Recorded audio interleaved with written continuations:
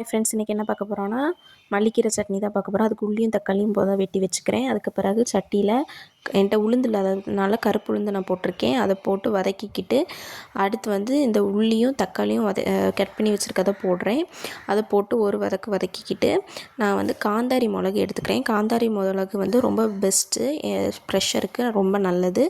So நான் காந்தாரி மிளகு கொஞ்சம் போட்டு அதுக்கப்புறம் நல்லா வதக்கிக்கிறேன். அடுத்து தக்காளி நல்லா கிறிஸ்பியாக ப்ரௌனிஷாக அப்படி நல்லா வதங்கிறது வர வதக்கிட்டே இருக்கணும். அதுக்கு பிறகு ஒரு கைப்பிடி மல்லிக்கீரையும் உப்பும் போட்டு நான் என்ன செய்கிறேன், நல்லா வதக்கிக்கிட்டு அடுத்து ஒரு கைப்பிடி தேங்காய் போட்டு நல்லா வதக்கிக்கிட்டு அதுக்கப்புறம் நான் என்ன செஞ்சுக்கிறேன்னா மிக்சியில் போட்டு அரைச்சி எடுத்துக்கிறேன். அரைச்சதுக்கு பிறகு கடுகு கறிவேப்பிலை போட்டு அரைச்சதுக்கு பிறகு மிக்சியில் அரைச்சி வச்சுருக்கதை சட்டியில் ஊற்றி ஒரு கொதி வந்ததுக்கு பிறகு எடுத்தோன்னா மல்லிக்கீரை சட்னி ரெடி. தோசைக்கு கூட சாப்பிடும்போது நல்லா இருந்தால் லைக் பண்ணுங்கள்.